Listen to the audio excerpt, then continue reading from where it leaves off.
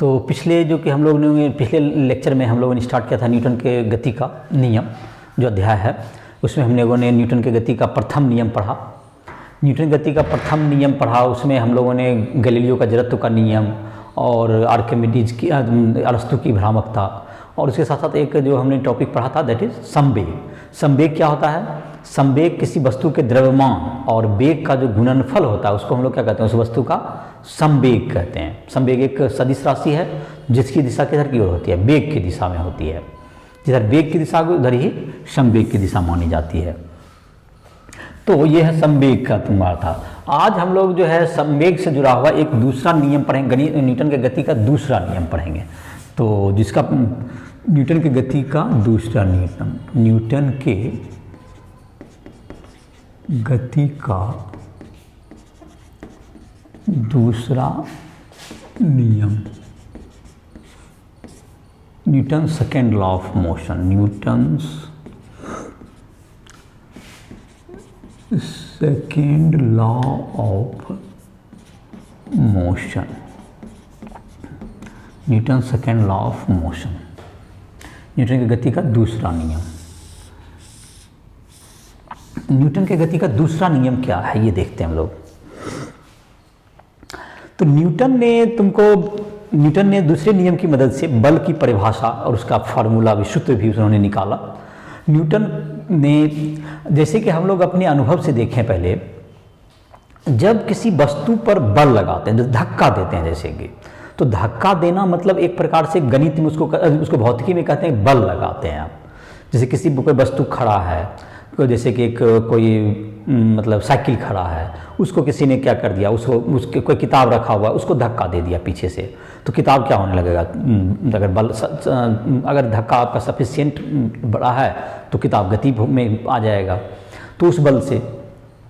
तो इस प्रकार से क्या हो गया, एक जब धक्का देना क्या है, भौतिकी के अनुसार एक बल लगाना कहते हैं। तो किताब पर जब हमने बल लगाया तो उसमें क्या हो गया, उसका जो जड़त्व है, जो पहले विराम के जड़त्व में था, बल लगने से उसका क्या हो गया, वह गति में आ गया। तो उसका जड़त्व का स्थिति चेंज हुआ, परिवर्तन हुआ। तो कभी भी ये कहना है कि जड़त्व को चेंज करने के लिए, विराम होकर का जड़त्व हो या गति में है तो उसे रोकना हो या और गति में तेज करना हो, उसके लिए हमेशा एक बल की आवश्यकता होती है। और यह जो बल होगा वस्तु का, अगर मान लेते जैसे किताब की बात किया, अगर एक बल हमने जो लगाया, उतना ही बल अगर क्या हम किसी ट्रक को धक्का देंगे तो वो क्या ट्रक चलने लगेगा? तो जाहिर है कि उतना बल से ट्रक नहीं चलेगा सामान्यतः, जितना बल से हम क्या करते हैं, किताब को गति में ला सकते हैं। तो दोनों में फ़र्क क्या? दोनों में उसकी द्रव्यमान का फ़र्क है, सांहति जिसको कहते हैं भी, मास। तो ट्रक का जो कि द्रव्यमान है ज़्यादा है और किताब का द्रव्यमान कम है, तो समान बल जो है उसको क्या नहीं कर पाया, गति में नहीं ला पाया, या गति में ला भी पाएगा तो वह उतना तेज नहीं कर पाएगा जितना तुरंत तेज ये किसको कर सकता है, किताब को कर सकता है। तो बल जो है तुमको वेग में परिवर्तन द्रव्यमान के अनुसार ही लगाता है, इसलिए हमने संवेग परिभाषित किया, द्रव्यमान गुना वेग का गुणनफल, संवेग। तो वस्तु में अगर हम लोग बल लगाते हैं तो उसके संवेग में परिवर्तन होता है, ऐसा हम लोग कहते हैं। और यह जो संवेग में परिवर्तन होता है, अगर बल जैसे तुम्हारा क्या है, अगर संवेग में परिवर्तन जैसे तुम्हारा है, अगर समय बीतेगा ज़्यादा तो क्या होगा, तो संवेग में परिवर्तन भी क्या होगा, ज़्यादा होगा। कम रहेगा तो संवेग में परिवर्तन भी कम होगा। तो बल का मान अगर है, जैसे कि एक समय के साथ इसका रिलेशन देखने के लिए, जैसे कोई व्यक्ति अगर कैच लपकता है, किसी बॉल को क्या किया, कैच करता है, तो अगर वह समय अंतराल को क्या कर दे, अगर यहाँ पर अगर कम समय अंतराल में इसको रोक लेता है तो उसके हाथ पर ज़्यादा चोट लगेगा। मतलब बल, गेंद को रोकने के लिए जो बल आरोपित करना पड़ेगा हाथ को, वो ज़्यादा होगा। लेकिन वही जब इस अंतराल को धीरे धीरे करके नीचे लाता है, इस समय अंतराल को वह बढ़ाता है, तो उसके हाथ पर चोट कम लगती है। मतलब उसके बॉल को रोकने के लिए जो बल लगाना पड़ा हाथ के द्वारा, वह उसका मान क्या होगा, कम होता है। तो बात तो यही है कि बल, देखो संवेग में तुमने समान परिवर्तन किया, पहले बल जो गेंद है, गेंद का जो द्रव्यमान है m है, उसकी वेग अगर v होगी, बाद में रुकना ही है, तो दोनों स्थिति में अगर आप ऐसे पकड़ लेते हैं गेंद को, तो उसमें भी संवेग में परिवर्तन m v -0 किया आपने, बाद में भी आपने जो है अगर धीरे धीरे बढ़ाया आपने समय को, तो आपने अंतर क्या किया, उसमें समय को बदला। तो इसका मतलब है कि समय अंतराल अगर बढ़ जाता है तो जो बल लगाना पड़ता है उतने संवेग में परिवर्तन वो कम होता है। तो बल जो होता है संवेग में परिवर्तन की दर के समानुपाती होता है, ऐसा कह सकते हैं हम। तो न्यूटन ने जो गति में जो नियम दिया दूसरा, उन्होंने इन सब ऑब्जर्वेशन के आधार पर देखा कि समान वेग में परिवर्तन करने के लिए द्रव्यमान अलग अलग है तो अलग अलग होता है, समय अंतराल अगर क्या है तुमको अगर बढ़ा दिया जाए तो कम बल ही लगा करके हम उतना ही संवेग परिवर्तन कर सकते हैं। तो संवेग और संवेग में परिवर्तन की दर, संवेग में परिवर्तन बटे समय, ये सब मिल करके बल को क्या करता है, परिभाषित करता है। तो न्यूटन ने अपने गति के दूसरे नियम में के आधार पर कहा, इन्होंने नियम दिया कि किसी भी वस्तु में संवेग के परिवर्तन का जो तुम्हारा है बल लगने से उसके संवेग में परिवर्तन होता है। किसी वस्तु या निकाय में बल लगने पर उसके संवेग में परिवर्तन होता है और उस वस्तु या निकाय के संवेग में हुए परिवर्तन की दर उस वस्तु पर लगाए गए, वस्तु या निकाय पर लगाए गए बल के समानुपाती। चलो इस नियम को लिखते हैं हम लोग। किसी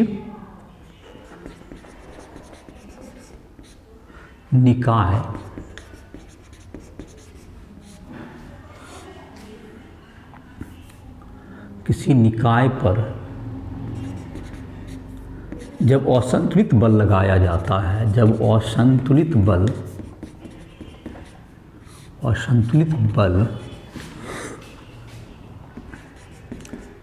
लगाया जाता है तो उस निकाय के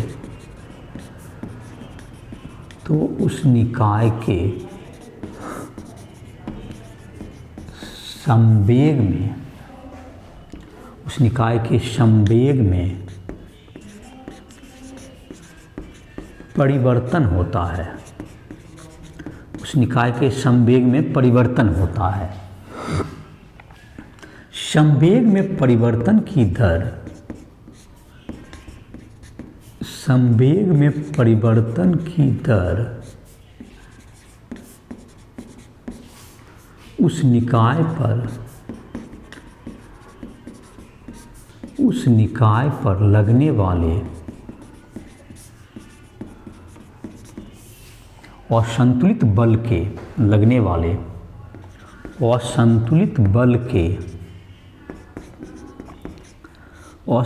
बल के समानुपाती होता है,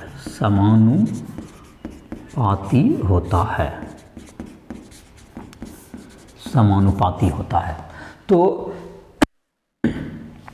तो एक वस्तु का द्रव्यमान अगर m है, उसका संवेग, उसका वेग क्या होगा तुम्हें, अगर उसका संवेग मतलब उसका वेग v है तो उसका संवेग हो गया p, और उसके संवेग में परिवर्तन हुआ। चलिए देखते हैं। किसी वस्तु का द्रव्यमान m एवं वेग v है तो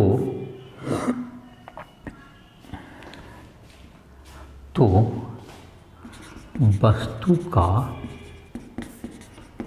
संवेग p बराबर mv वेक्टर, यह समय अंतराल डेल्टा t में p प्लस डेल्टा p हो जाता है। तो संवेग में परिवर्तन की दर क्या हो गया, तो संवेग में परिवर्तन कितना हुआ, तो संवेग में परिवर्तन की दर, तो दर क्या, संवेग में परिवर्तन कितना हुआ, डेल्टा p हुआ और इसको समय से क्या कर दिया, अंतराल से भाग कर दिए। तो इस परिवर्तन की दर हो गया delta p by delta t। तो इसमें जो बल लगेगा वह क्या होगा, जब यह अंतराल बहुत छोटा हो, जब समय अंतराल डेल्टा t टेंस टू 0 हो, तो हो तो बल F समानुपाती लिमिट क्या आ जाएगा, डेल्टा टी टेंस टू 0 और delta P by delta T, ऐसा होगा तुम्हें, delta P by delta T. तो F समानुपाती क्या होगा, ये तुम डिफ्रेंसिएशन बन जाता है, लिमिट डेल्टा टी टेंस, तो ये क्या बन गया तुमको dP बाय dt, ये अवकलन हो गया, जिसको कहते हैं गणितीय रूप में लिमिट को हटा के क्या होगा, डिफ्रेंशिएट हो गया। और इस समानुपाती जब हटाएंगे तो एक नियतांक आता है जिसको हम लोग k कहते हैं, तो F बराबर क्या हो गया k और dP बाय dt, यही हो गया तुम्हें k into dP by dt। चलो यहाँ बढ़ाते हैं अब आगे इसका काम को। P बराबर क्या होता है, एम भी वेक्टर होता है, तो k बराबर, तो F बराबर क्या हो गया, k into d by d t m भी वेक्टर। तो द्रव्यमान जब नियत होता है तो इसको डिफ्रेंसिएशन से हम लोग बाहर कर सकते हैं, मल्टीप्लाई में है तो F इक्वल टू क्या हो गया, k m डी भी बाई डी टी। तो वेग में परिवर्तन की दर को हम लोग क्या कहते हैं, त्वरण कहते हैं। तो F बराबर क्या निकल गया, k m a, ये क्या हो गया तुम्हारा, त्वरण हो गया। तो जहां तक कि बल जो है तुमको इसी ढंग से परिभाषित किया गया है, तो बल जो है न्यूटन के गति के दूसरे नियम से बल की परिभाषा मिलती है। तो बल को परिभाषित करने के लिए आप k का मान कोई भी सुविधाजनक रूप से लिया जा सकता है, और इसमें जो है बल को परिभाषित करने के लिए k का सुविधा के लिए क्या मान ले लिया गया, 1 ले लिया गया, क्योंकि बल की परिभाषा कितना बल है कितना त्वरण उत्पन्न होगा, इसको आज पहली बार न्यूटन के दूसरे नियम के आधार पर ही परिभाषित किया गया है। तो सुविधा के लिए हम लोग कुछ भी यहाँ पर k का मान ले सकते हैं, तो जो मान लिया गया वही मान सब दिन के लिए मान्य होगा। तो सुविधा के लिए क्या लिया, k का मान क्या लिया गया, सुविधा के लिए k बराबर 1। तो अब बल का क्या सूत्र मिल गया, F is equal to m a vector, यही सूत्र बन गया। उसके बाद तो k का वैल्यू 1 ले लिए, तो ये तुम्हारा फॉर्मूला बन गया, F बराबर एम ए, या k हो गया तो, या F बराबर क्या हो गया तुमको, एम ए, या F बराबर D P by d T, ये भी सूत्र बन गया। या F वेक्टर बराबर क्या हो गया, संवेग में परिवर्तन, k जब 1 हो गया तो ये भी संवेग में परिवर्तन की दर, ये भी सूत्र बन गया, k का वैल्यू 1 रख दिए बीच वाला स्टेप में भी, तो ये हो गया तुम्हें संवेग में परिवर्तन की दर। और F बराबर में 2 सूत्र प्राप्त हो गया तुम्हें बल का। तो बल का एसआई मात्रक क्या होगा, बल का भी परिभाषा प्राप्त हुआ, तो बल का एसआई मात्रक क्या होगा तुम्हें, बल का एसआई मात्रक हो गया न्यूटन, बल का एसआई मात्रक न्यूटन लिख देते हैं कहीं पर, तो लिख लेते हैं बल का एसआई मात्रक, बल F बराबर क्या है एम ए, तो बल की बी माँ पर लिख लेते हैं, चलिए बल की बी माँ, तो m का बी माँ तो m होता है, त्वरण का LT-2 होता है, तो बल का एसआई मात्रक क्या हो जाएगा, kg मीटर सेकेंड -2, जिसे न्यूटन भी कहते हैं, जिसे न्यूटन कहते हैं, इसका संकेत कैपिटल N कहते हैं। तो ये बल का क्या हो गया, एसआई मात्रक तुम्हारा, न्यूटन के सम्मान में kg मीटर सेकेंड -2 को क्या कहा जाता है, न्यूटन कहा जाता है। तो ये न्यूटन, 1 न्यूटन बल क्या हुआ, अगर वह बल जो 1 किलोग्राम द्रव्यमान के वस्तु को 1 मीटर प्रति सेकेंड स्क्वायर का त्वरण देता है, वह बल क्या कहलाएगा, 1 न्यूटन के बराबर होता है। 1 न्यूटन की क्या परिभाषा हो गई, वह बल जो 1 किलोग्राम के द्रव्यमान को 1 मीटर प्रति सेकेंड स्क्वायर का त्वरण देता है, उसे 1 न्यूटन बल कहेंगे। ये न्यूटन का क्या हो गया, परिभाषा हो गया तुम्हें, जिसको लिख भी सकते हो। 1 न्यूटन का बल, जब 1 न्यूटन बल किसे कहते हैं, जो एक क्या होगा, F बराबर एम ए के अनुसार से लिख देंगे, 1 किलोग्राम के वस्तु का जो बल 1 मीटर प्रति सेकंड स्क्वायर का त्वरण उत्पन्न करता है, वह बल 1 न्यूटन का बल कहलाता है। तो इस प्रकार से तुमने क्या किया, बल का सूत्र, संवेग का तुम्हारा क्या गया, संवेग के परिवर्तन की दर किसके हो गए, लगाए गए बल के पहले समानुपाती का, बाद में क्या हो गया, वो बराबर हो गया, क्योंकि k का वैल्यू हमने क्या ले लिया, 1 ले लिया। तो इस प्रकार से न्यूटन के दूसरे नियम के आधार पर बल कितना होगा, बल की परिभाषा और उसका सूत्र प्राप्त होता है। और जिसमें जहां तक है, अगर बल 0 होगा तो जाहिर है उसके संवेग में परिवर्तन नहीं होगा, तो वो जो तुम्हारा प्रथम नियम है उसकी प्राप्ति हो जाएगी आपको।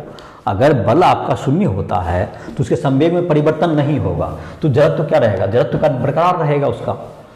तो अगर प्रथम नियम को देखें तो जिससे प्रथम नियम की प्राप्ति हो गई आपको, बल अगर आपका शून्य है तो संवेग में परिवर्तन भी क्या होगा, शून्य होगा। तो वो अपना संवेग अगर रुका हुआ है तो रुका हुआ ही रहेगा, और या जिस वेग से चल रहा है उस वेग से ही चलता रहेगा। तो इस प्रकार से क्या होगा, संवेग में परिवर्तन भी शून्य ही होगा, मतलब वह अपनी जड़त्व को बरकरार रखेगा। तो इस तरह से क्या कर सकते हैं, इसके आधार पर क्या होगा, तुम्हें उसको प्राप्त किया जा सकता है। तो इसमें जैसे है तुमको एक उदाहरण तुमको दिया हुआ है, जैसे इस पर आधारित 2 उदाहरण दिया हुआ है तुम्हारी किताब में, जो है एक 5.2 और 5.3 है। तो 5.2 का जहाँ तक है देख लेते हैं, डाटा तो थोड़ा बहुत देखते हैं, बुक भी नहीं है यहाँ पर, तो डाटा देखते हैं, लगभग डाटा तो थोड़ा बहुत इधर हो सकता है। तो देखते हैं 5.2 है तुम्हारा क्वेश्चन है तुम्हारा, अगर एक वस्तु है, तुमको एक गोली है, जो कि एक गोली का द्रव्यमान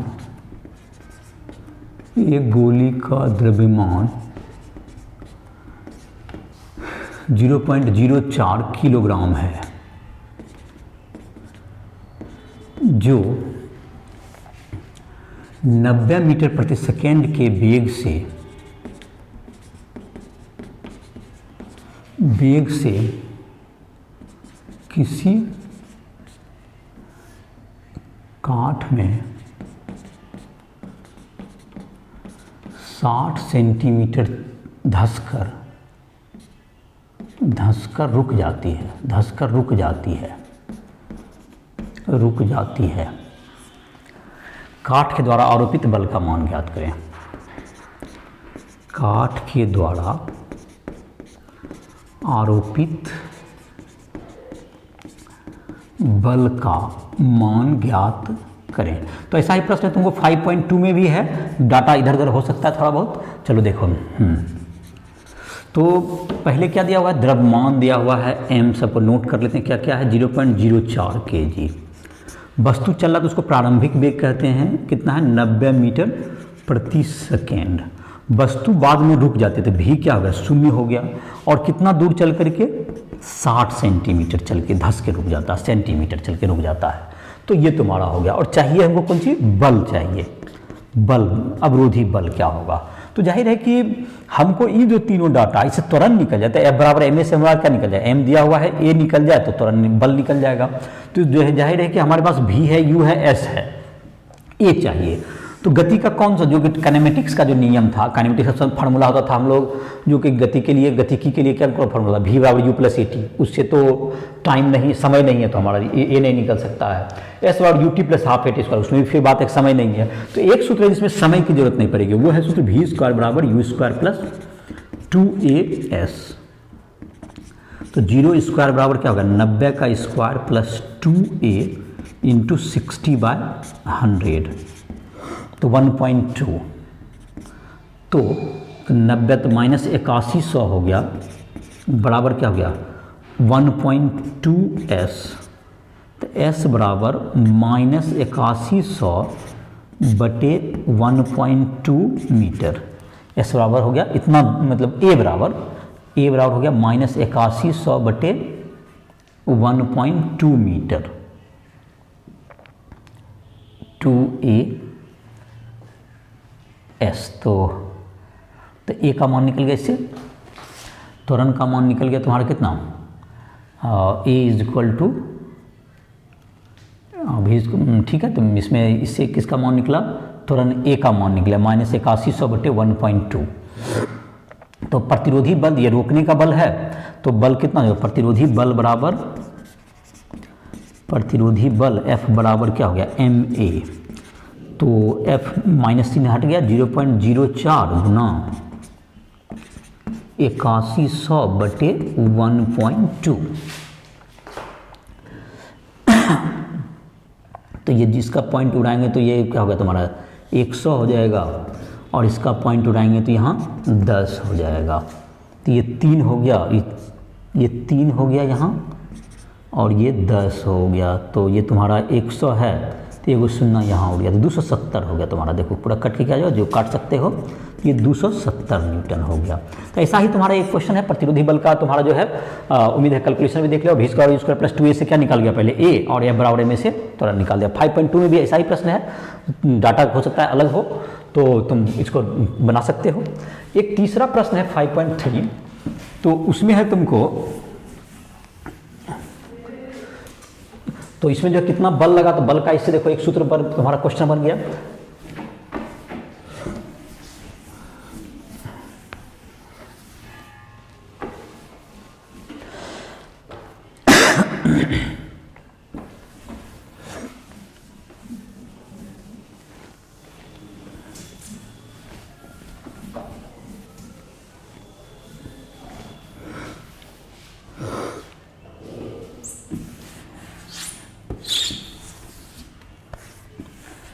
तो 5.4 तुम्हारा है, 5.3 जैसे देखो, ये तुम्हारा विस्थापन दिया हुआ है y बराबर ut plus half g t square.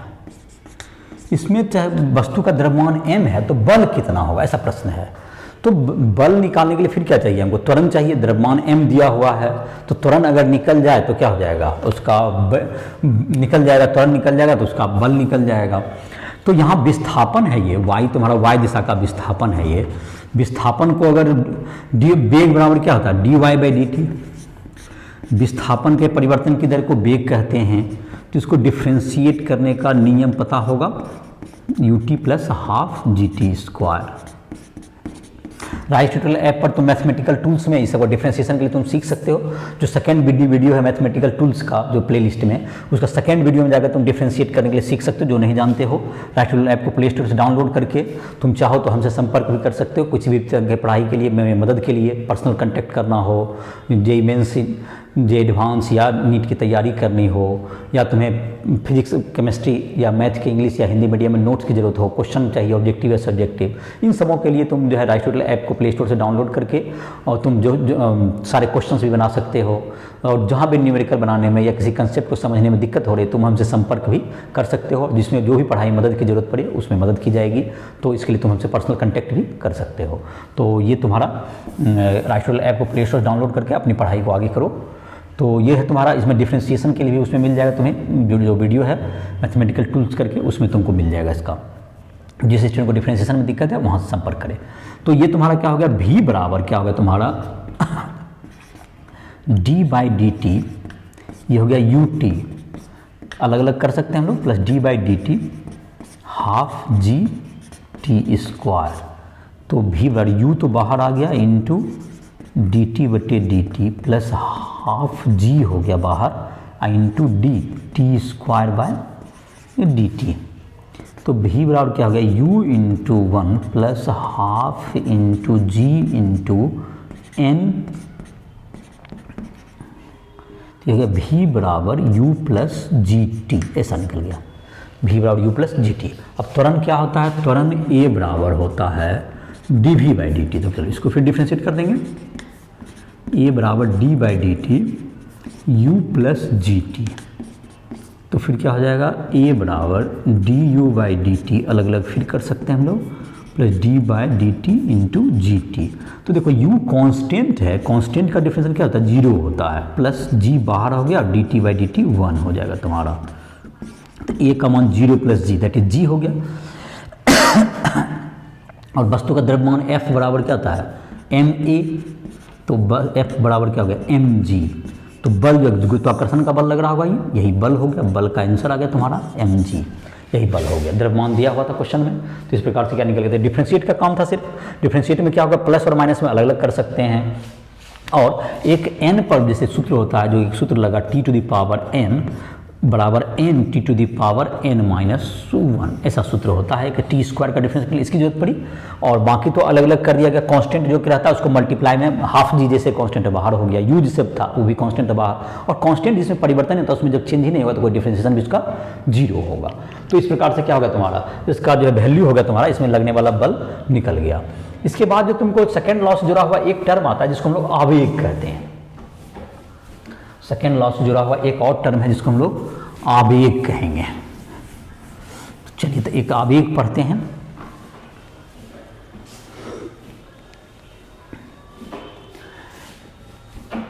Impulse इसको इंग्लिश में कहते हैं। तो आवेग क्या होगा तुम्हें,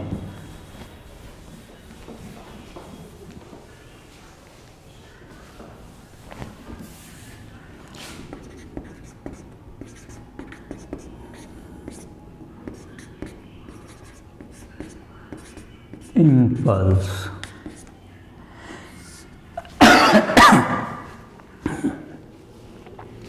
तो आवेग क्या चीज है, जैसे कि कोई बड़ा बल जब किसी वस्तु के संपर्क में बहुत कम देर के लिए रहे और उसके संवेग में बहुत बड़ा परिवर्तन कर दे, तो उस समय अंतराल को अलग से कैलकुलेट करना मुश्किल है। तो हम लोग जो बल को अलग से और समय अंतराल को अलग से जब नहीं निकाल पाएंगे, समय अंतराल बहुत छोटा है, तो उसमें एक पद हम लोग डिफाइन करते हैं जो कि बल और समय के अंतराल के गुणनफल के बराबर होगा, उसे हम लोग आवेग कहते हैं। और जो कि आवेग किसके बराबर होगा, संवेग में परिवर्तन की दर के बराबर होगा। जैसे कि बल बराबर होता है ना संवेग में परिवर्तन की बटे समय, तो बल बराबर संवेग में परिवर्तन, बल और समय को गुणनफल करने तो किसका बराबर होगा, संवेग में परिवर्तन के बराबर होगा। तो आवेग की सार्थकता कब होती है, जब बल, जैसे कि बल जब किसी बड़ा बल किसी छोटे समय अंतराल के लिए लगे और वह समय अंतराल इतना छोटा है कि उसको अलग से हम लोग को मापना बहुत कठिन हो जाए, तो उस स्थिति में हम लोग बल और समय को अलग अलग नहीं कैलकुलेट करके उन दोनों के गुणनफल का मान हम लोग निकालते हैं और उस चीज़ को हम लोग क्या कहते हैं, आवेग कहते हैं। और वो संवेग में, वस्तु के संवेग में परिवर्तन के बराबर होगा। उदाहरण के लिए, जब किसी क्रिकेट बॉल को, क्रिकेट में कोई बॉलर बॉलिंग कर रहा है तो बैट जो क्रिकेट का बल्ला के संपर्क में गेंद बहुत कम देर रहता है और बहुत ऊंचा परिवर्तन उसमें जब तेजी से शॉट लगता है तो उसके संवेग में बहुत परिवर्तन होता है गेंद के, लेकिन बल्ले के संपर्क में जो गेंद है बहुत कम छोटे समय, तो उस समय जो कि है समय अंतराल कितना रहा ये कैलकुलेट करना कठिन है। तो हम लोग बल और समय का गुणनफल के आधार पर ही उसको कहते हैं कि आवेग में उस बल के द्वारा क्या मिला, आवेग प्राप्त हुआ, और उसको समय अंतराल से क्या कर दिया, उसको गुना कर दिया, तो दैट इज आवेग। तो इसको आवेग कब होता है, जब समय अंतराल छोटा हो और बल बड़ा हो। जब लिख लेते हैं यहाँ पर, जब कोई बड़ा बल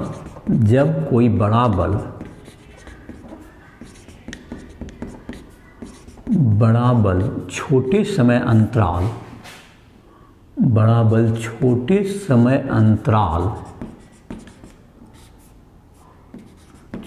समय अंतराल के लिए किसी वस्तु पर लगकर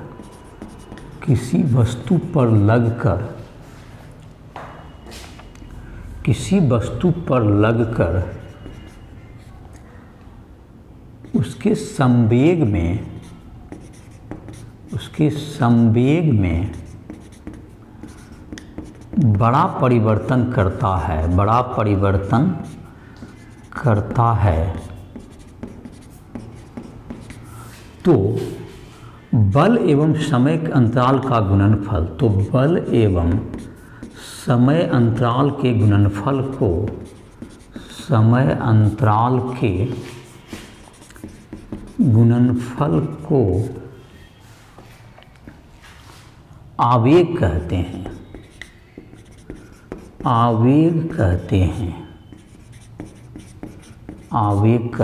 बल एवं समय अंतराल गुणनफल को आवेग कहते हैं। तो संवेग में कितना परिवर्तन हुआ, डेल्टा मतलब P से क्या हो गया, तो संवेग में परिवर्तन तुम्हारा जितना है बटे समय अंतराल, जब तो ये बड़ा परिवर्तन हो गया तो आवेग क्या हो गया, बल, तो बल बराबर होता था संवेग में परिवर्तन delta P by delta T। तो आवेग F गुना डेल्टा T हो गया, आवेग बराबर F इंटू डेल्टा T। तो आवेग बराबर क्या होगा तुम्हें, डेल्टा P, या डेल्टा P भी हो गया या FT भी हो गया या F इंटू डेल्टा T, दोनों हो गया ये आवेग। तो यही हो गया संवेग में परिवर्तन। तो आवेग जो तुम्हारा हो गया, आवेग का यही हुआ संवेग में परिवर्तन या P2 माइनस P1 तो यह आवेग के बराबर हो गया। जैसे कि इसको आलेख से अगर दिखाएं, अगर मान लेते हैं यहाँ समय है, समय, और इधर है तुमको बल, इधर है बल, तो ये जो तुमको बल एकाएक मतलब बहुत छोटे समय के लिए बहुत जोर से लगा, तो इसका जो क्षेत्रफल होगा समय अक्ष से घिरा हुआ, ये बताएगा, ये क्षेत्रफल आवेग को बताएगा, ये आवेग को बताएगा क्षेत्रफल। तो बल और समय अंतराल के बीच में तो बल गुना समय अंतराल हो जाएगा इसका, तो यही क्षेत्रफल जो है ना, तो क्या हो गया, बल एवं समय के आलेख का समय अक्ष से घिरा क्षेत्रफल, समय अक्ष से घिरा क्षेत्रफल आवेग को बताता है, आवेग को बताता है।